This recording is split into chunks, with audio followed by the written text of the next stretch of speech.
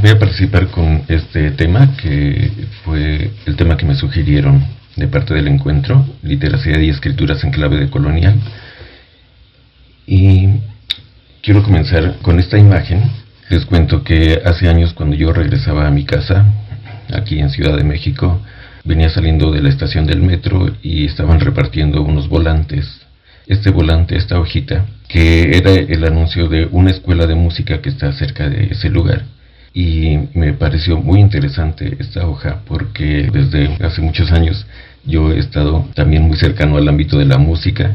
Durante varios años participé en grupos de música latinoamericana y entonces me sonó mucho y me resonó mucho esta imagen que dice el texto: hay dos formas de disfrutar la música. Este folleto es para los que eligen la A. Y en la imagen podemos ver una silueta de un músico tocando una guitarra eléctrica y tiene la letra A. Y en el fondo una imagen aparentemente de un público, de gente disfrutando la música en calidad de público, y tiene la letra B. Bueno, yo tomé esta imagen como una metáfora para referirme desde hace años a qué es la lectura y cómo la entendemos, y la promoción de la lectura y la formación de lectores. Y desde hace muchos años yo llegué a la conclusión de que en cierto sentido es un error proponernos formar solamente lectores, a menos que entendamos la palabra lectores como una metáfora o como una metonimia. Es decir, usamos la palabra lector, pero en realidad queremos decir que nos interesa formar personas que sean hablantes de la lengua, escuchas de la lengua, escritores de la lengua y lectores de la lengua, y no solamente el lector, porque eso sería parcializar mucho el tema. Por otro lado, también la imagen me pareció interesante porque precisamente si comenzamos aquí a pensar en lo que ha sido la historia colonial y decolonial y postcolonial de nuestros países, nos damos cuenta fácilmente que prácticamente desde que se inició la conquista y la colonización europea en lo que ahora es América, a la población nativa se le redujo al papel de espectador, ¿sí? La gran mayoría de la población se convirtió en espectadores, no ya en protagonistas y actores de los procesos de todo tipo, políticos, económicos y culturales y artísticos también, ¿sí? Se nos redujo al papel de ser espectadores de el performance de una minoría pues muy capacitada, quizás privilegiada, que sí tenía la capacidad de escribir libros, de hacer canciones, de subirse a un escenario y actuar en algún sentido. Entonces, para mí, una manera de introducir esta idea de la clave decolonial es movernos de la idea de que a la mayoría de la población, es decir, a la gran masa de las clases trabajadoras, solo les toca el papel de público espectador y en el mejor caso de público lector o de audiencia de lectura, ¿sí? Que no significa que eso no tenga valor y que no sea útil. Ya nos acaba de platicar aquí María Fernanda Heredia, que tiene un papel importante en la formación de una persona, la experiencia de la lectura, especialmente si eres una persona tímida y solitaria. Pero, sin duda, es otro tipo de experiencia cuando tú te pasas al otro lado y te conviertes en la persona que habla y que escribe, como es el caso de ella precisamente. Entonces yo sinteticé esta idea con este esquemita donde yo digo que nuestro objetivo educativo y cultural debería ser ayudar a la gente o contribuir para que la gente pase de espectador a actor y autor, ¿sí? Y pongo intencionalmente las palabras actor y autor unidas con un guión, porque es muy significativo que están ligadas incluso semánticamente y etimológicamente. Sí, ser un autor de un libro, por ejemplo, es también ser un actor social, es convertirte en un actor social y no solamente en un espectador. Otra manera de decir eso es con esta frase: pasar de ocupar una posición en el mundo a decidir conscientemente nuestro lugar en el mundo. Y para lograr eso se necesita entrar al mundo de la lengua hablada y escrita. Ahora pasemos a este tema que es el del famoso giro decolonial. Desconozco cuál sea el estado de la cuestión en Ecuador en particular, pero sé que en América Latina, en muchos países, es un tema del que ya se habla públicamente en distintos ámbitos, en la educación, en la cultura, en la política educativa y a veces también en la política social, como es el caso de México. En México actualmente el giro decolonial podríamos decir que dejó de ser un giro intelectual del mundo de la academia y es parte ya de la política pública, de la política de Estado. Sin embargo, considero que precisamente si mantenemos este espíritu de la formación de lectores, escritores y hablantes de la lengua como una formación de personas críticas, uno no puede cerrar los ojos y no ver, digamos, cancelar nuestra mirada crítica incluso sobre el giro decolonial, porque cuando ciertas ideas que en un principio son buenas, ideas y reivindicaciones sociales, se convierten en política y en política de Estado especialmente, pues se presenta toda clase de distorsiones y se deforman las cosas, ¿sí?, de manera no deseable. Pero vamos a decir que en global la idea del giro decolonial parte de el darse cuenta, un cierto despertar, en el sentido de que nuestros grandes problemas, que son masivos en América Latina, nuestros grandes problemas de salud, educación, vivienda, trabajo, condiciones materiales de vida, condiciones salariales, etcétera, etcétera, tienen como una de sus raíces y sus causas fuertes el hecho de que nuestros países fueron conquistados y colonizados y en gran medida destruidos. Sí, nuestras culturas nativas fueron destruidas efectivamente. Los grupos y las élites gobernantes de la época prehispánica fueron destruidas, al menos así fue en México. Las ciudades fueron destruidas, la lengua fue sustituida, la religión, las formas de gobierno, es decir, todo. Fue un proceso extremadamente fuerte que tuvo muchos impactos, y uno de esos impactos es que a 200 años de habernos independizado ya de las metrópolis europeas, seguimos teniendo grandes problemas en todos esos terrenos. Por eso tenía sentido el giro decolonial, ¿sí? Pero yo ahora, en este momento, veo que es necesario darnos cuenta de que habría al menos dos versiones del giro decolonial, que son las que pongo a su consideración para dialogar o comenzar a dialogar básicamente. Una versión que yo le llamo desde el norte global, irónicamente porque así como la conquista y el dominio europeo vino desde el norte, también la decolonialidad viene del norte, sí, sobre todo para la gente que ya está familiarizada con esta literatura de autores, sobre todo académicos, como Boaventura de Sousa Santos, que es portugués, Ramón Grossfogel, que es estadounidense de California, Walter Miñolo, que originalmente es argentino, pero prácticamente ha desarrollado su carrera en Estados Unidos, en Carolina del Norte, o Catherine Walsh, que es norteamericana y también desarrolló mucho de su trabajo académico en Massachusetts. Para mí no es una casualidad, no es ninguna casualidad, es parte de la misma tendencia. ¿Cuál es esa tendencia? Que tanto las ideas dominantes, o sea, tanto las ideas de oprimir y dominar a los pueblos, como las ideas liberadoras nos vienen y nos siguen llegando del norte, ¿no? Bueno, es un punto sobre el cual quiero llamar la atención, sí. Pero también considero que esta versión que llamo desde el norte global es una visión en gran medida teórica, que se expresa en una literatura académica, en gran medida escrita y publicada en principio en inglés, aunque últimamente se han hecho muchas traducciones a español, y en gran medida consiste en una crítica teórica radical, ¿sí? ¿Radical de qué? De la modernidad europea, de los ideales de la modernidad europea. Ahora, en este momento, por razones de análisis y exposición, estoy planteando otra posibilidad de ver la decolonialidad.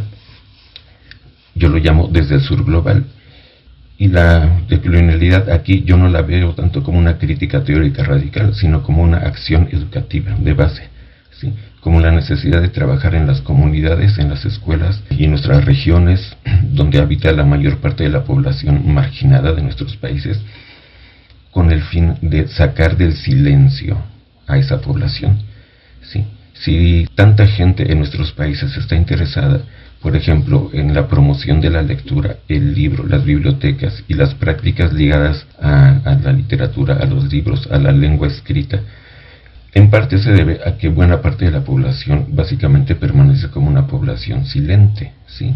Como lo expresaba el volante que puse al inicio. O sea, un público que está en el lado B y no en el lado A. Ajá.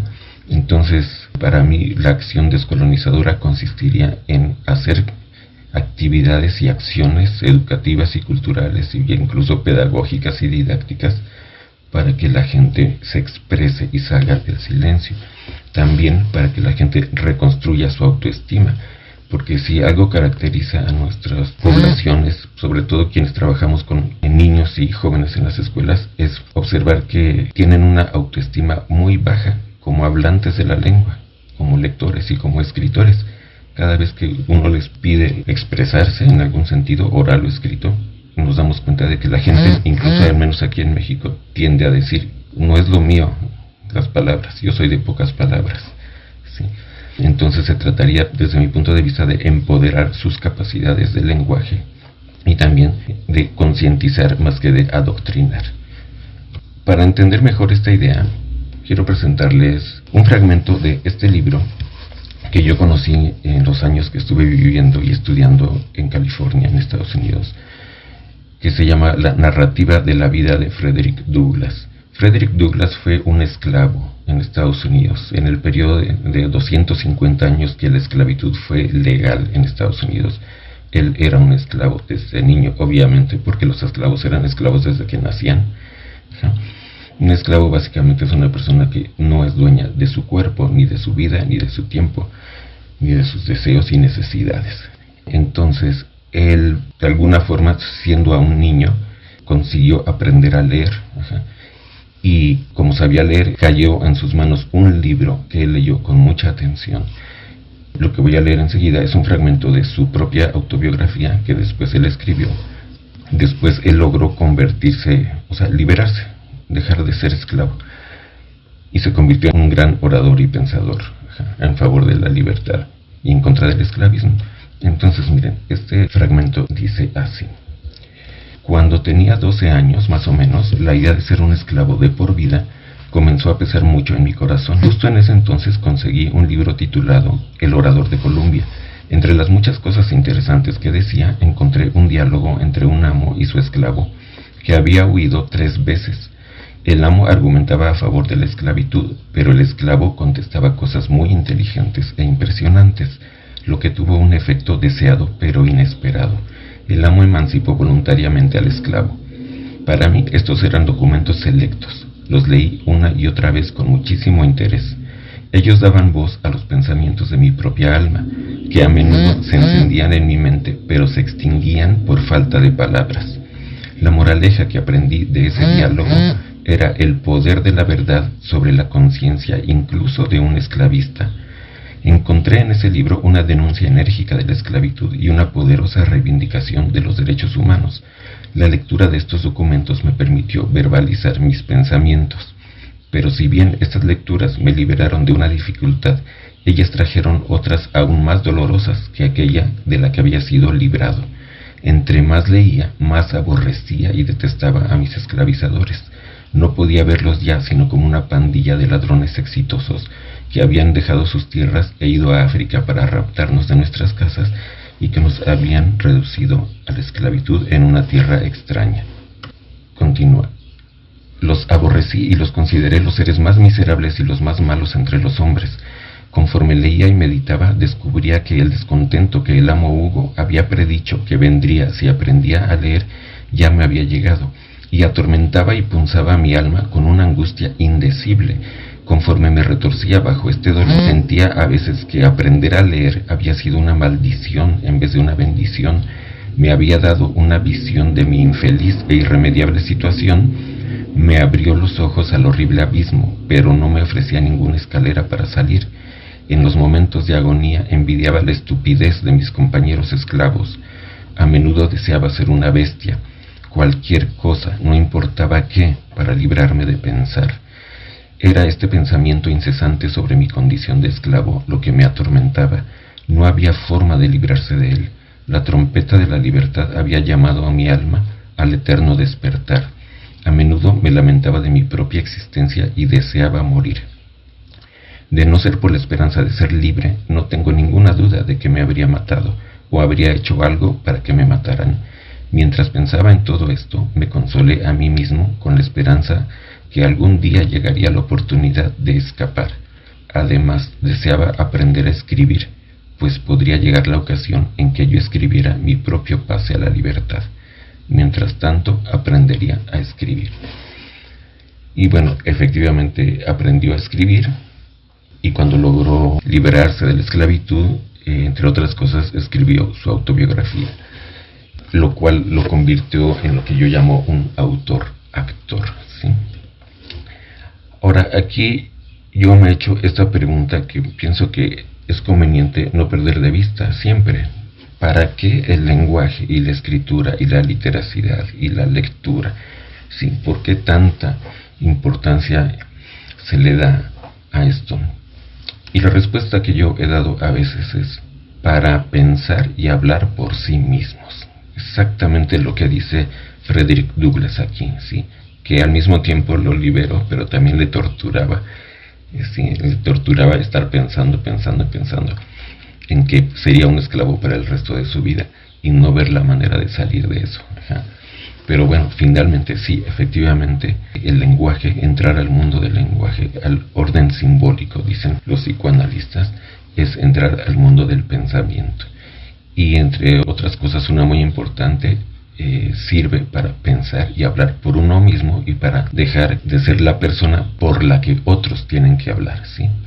Ser el que se queda callado escuchando cómo otros se arrogan el derecho y la representación de hablar por uno mismo, ¿sí?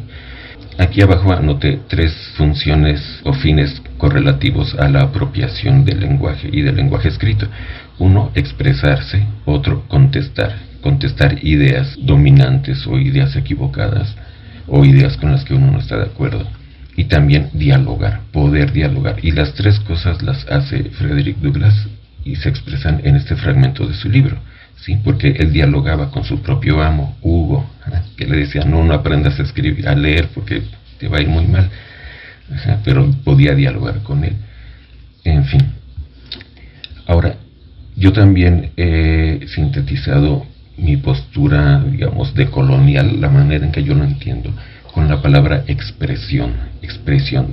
En buena parte de mi trabajo y de mi trayectoria, no solo como investigador y autor de textos, sino también como profesor, que he dado cursos no solamente en la universidad o en escuelas, sino también en comunidades. Lo que busco sobre todo es lograr que la gente se exprese, porque es desesperante de verdad, no sé cómo sea en Ecuador, pero en México, que la gente es callada, silenciosa, puede estar ahí 3 horas o más escuchando hablar al líder sindical o al presidente de la República sin decir nada, ¿verdad? Entonces necesitamos que la gente se exprese. Y yo encontré esta imagen que me gustó mucho, de un cascarón de huevo roto, con esas rayitas que sabemos han simbolizado la experiencia de ser un preso, de estar prisionero en una celda, y los prisioneros van anotando ahí las rayitas para marcar los años que llevan dentro de la prisión. Pero esta imagen nos muestra que esa prisión se rompió, ¿sí? Y nos evoca la idea de que alguien escapó de esa prisión. Entonces, una manera de escapar de esa prisión es la expresión. Entonces yo equiparo la palabra expresión con expresión, que significa hablar por sí mismos, encontrar su propia voz y pasar de espectador a actor-autor. La perspectiva del colonial, sin embargo, presenta a la vez riesgos y posibilidades. Entre los riesgos están, que provoca una gran indignación, ¿sí? Que te llega a las entrañas y te hace retorcer el vientre, literalmente. Puede y genera en muchas ocasiones un odio, un resentimiento fuerte, como lo dice Frederick Douglass. O sea, no podía pensar ya en mis captores, sino como una gente horriblemente malvada. Ajá. Y eso pasa también cuando uno se pone a estudiar historia de nuestros países, historia de la conquista, de la colonización, del colonialismo, del saqueo, de las masacres que se dieron por todos lados, de la destrucción cultural, etcétera, etcétera. Ajá, ese es un riesgo, eso pasa. Y en cierto sentido, hasta cierto punto, puede haber una desesperanza. ¿Sí? La idea de pensar que no tenemos salida, esto nunca va a cambiar, porque si lo pensamos tantito, hasta la fecha, hasta el siglo XXI, año 2025, en nuestros países siguen predominando pues las élites, las oligarquías locales, y la gran mayoría de la población sigue padeciendo pues la precariedad, la pobreza, la falta de oportunidades y de futuro, etcétera. Sin embargo, también ofrece posibilidades la perspectiva de colonial. Por ejemplo, sí puede ser un consuelo mental y emocional, que yo equiparo con la terapia, con una experiencia de terapia, de psicoterapia. Si tú no sacas lo que traes ahí guardado, se traduce en enfermedad de diversos tipos, emocionales. Entonces uno tiene que enfrentar esos miedos, esos temas de los que no nos gusta hablar o pensar siquiera, trabajarlos, como se dice en terapia. Y una de las cosas que provoca eso es el deseo de libertad, que es lo que también dice Frederick Douglass, ¿sí? O sea, como dice él, hubo momentos en que yo hubiera preferido la estupidez de mis compañeros esclavos que no sabían leer ni tenían ideas acerca de esto, porque de esa manera no tienes deseos de libertad. La libertad no se convierte en una necesidad imprescindible, pero cuando te has enterado de cosas y lo has trabajado, se vuelve imprescindible liberarte. Eso se convierte finalmente en un desarrollo de lo que en ciencias sociales se llama sentido de agencia. Te convierte en un agente, en un sujeto que ya no está dispuesto a ser el objeto de las decisiones ajenas, sino que es alguien que desea tomar en sus manos sus propias decisiones, su propia vida, su propio futuro, etc. Bueno, entonces, regresando aquí a estas dos versiones que yo llamo, pues, dos versiones de la perspectiva de colonial, una que yo llamaría aquí oficial y pretenciosa. Sí, esa perspectiva que ya se está dando en algunos países, lo que le dice a la gente es: ustedes que son de las clases oprimidas, de los herederos de las colonias, del imperialismo y del colonialismo europeo, lo que tienen que hacer es reconocer su subalternidad, ¿sí? Reconocer que son sujetos subalternos. Tienen que rechazar su opresión epistémica, porque los europeos no solamente se llevaron el oro y la plata, sino también nuestras epistemologías del sur, dice Boaventura de Sousa, ¿no? Aunque él es del norte. Y también esta perspectiva dice: escribe y habla como quieras, rechaza las normas opresivas, eurocéntricas y hegemónicas del lenguaje y de la lectura y de la escritura, porque todo eso es pura hegemonía eurocéntrica opresiva, ¿no? Y lo que tienes que hacer es exigir justicia epistémica. Bueno, yo propongo una visión alternativa a esta, que yo llamo aquí una alternativa marginal y simple, que lo que dice es: enseña, o sea, si yo me estuviera dirigiendo a maestros de escuelas o a mediadores de lectura en las comunidades marginadas, urbanas y rurales, lo que yo les digo es: enséñale a la gente formas de decir. O sea, no dejes que pasen los años y que la gente no sepa cómo decir las cosas. Que la gente, cuando quiera decir algo, diga: es que tengo la idea, pero no sé cómo decirlo. O sea, no, pues tú enseña cómo decir las cosas, ¿no? Muéstrale cómo también, no solamente le digas, sino que muéstrale. Tú tienes que ser un modelo de persona hablante y de persona escritora y de persona lectora. Eso es modelar. En otras palabras, enseñar con el ejemplo y no nada más con el discurso. Otra cosa que tienes que hacer es entrenar a la gente. Entrenar en el sentido deportivo. ¿Por qué en el sentido deportivo? Porque hay cosas que no se aprenden de un día para otro y que no se aprenden tampoco por explicaciones y exposiciones verbales, ¿no? Tú, para aprender a nadar, por ejemplo, o para echar clavados, tienes que entrenar entrenar y entrenar, es decir, practicar y practicar y practicar hasta que aprendes, ¿sí? Entonces la práctica educativa, la acción educativa e incluso la acción cultural, de promoción y mediación de lectura, no puede ser llegar un día, les leo un libro, o incluso ni se los leo, sino que les cuento oralmente el libro y ya todos felices aplauden y se van. No, si lo que quieres es que esa gente pase de ser el público y la audiencia, o sea, del lado B del volante inicial a el escenario, tienes que entrenarlos, tienes que dar espacio para que practiquen ellos, ¿no?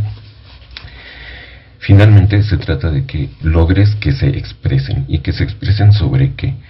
Que se expresen sobre sí mismos, sobre sus mundos de vida, sobre lo local y lo global. Es decir, que piensen y hablen y lean y escriban tanto sobre sus situaciones e historias locales de su pequeña comunidad, incluyendo de su familia, su barrio, su ciudad o pueblo, o su país también, pero también que se interesen y lean y escriben y piensen y discuten y dialoguen sobre lo global, porque finalmente lo local, todo lo local no es más que una expresión particular de fenómenos que son globales o universales. Todos los seres humanos de todo el planeta vivimos situaciones muy parecidas, ¿sí? Entonces no podemos reducir los mundos de vida y el pensamiento de la gente solamente así al mundito, al pequeño mundo local.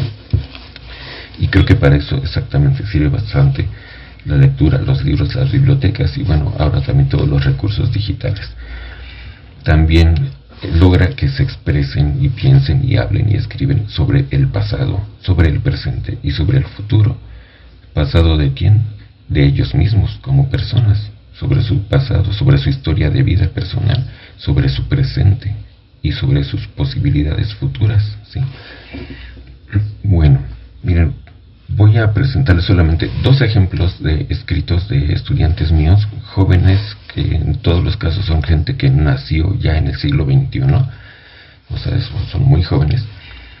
Por ejemplo, Sergio escribió: vengo de una familia humilde donde todos se dedican a las ventas. Debido a la ausencia de mi padre, he vivido siempre con mi madre y su familia. Todos me dicen que soy la esperanza de la familia, porque ni mis abuelos, ni mi mamá, ni mis tíos estudiaron la universidad, y ninguno de ellos dominan otro idioma. No los culpo por tener altas expectativas sobre mí, pero la verdad es que preferiría ser un nini millonario, un junior en el que nadie deposite sus esperanzas y del que no se espere nada. Y este otro, Eric, dice: me llamo Eric, nací en 2002, mi mamá y mi papá me cuidaron y me amaron hasta que salí de la primaria en 2012. No les tengo rencor a mis papás, al contrario, agradecimiento por darme la vida, y aunque hoy en día no viven conmigo, aunque están vivos, los amo incondicionalmente. Mi mamá me tuvo a los 16 años, no terminó la prepa, sabe leer y escribir, y hoy en día trabaja en Correos de México. Mi papá me tuvo a los 17 años. No terminó la uni y hoy en día arregla boilers. Nunca fuimos una familia de clase media, fuimos de clase baja, pero muy honrada. Vivimos en una colonia muy fea por Tepito, donde era siempre una aventura sobrevivir por ahí. He sido carpintero, panadero, diablero, mesero, cajero, cocinero, bartender, barista, asesor telefónico, y el trabajo que más me marcó fue estar en la central de abastos. Ahí me di cuenta de lo que costaba ganarse el pan de cada día, terminar con la camiseta sudada y ganar apenas algo. Yo no quería eso, pero era el trabajo que más dinero me dejaba de todos.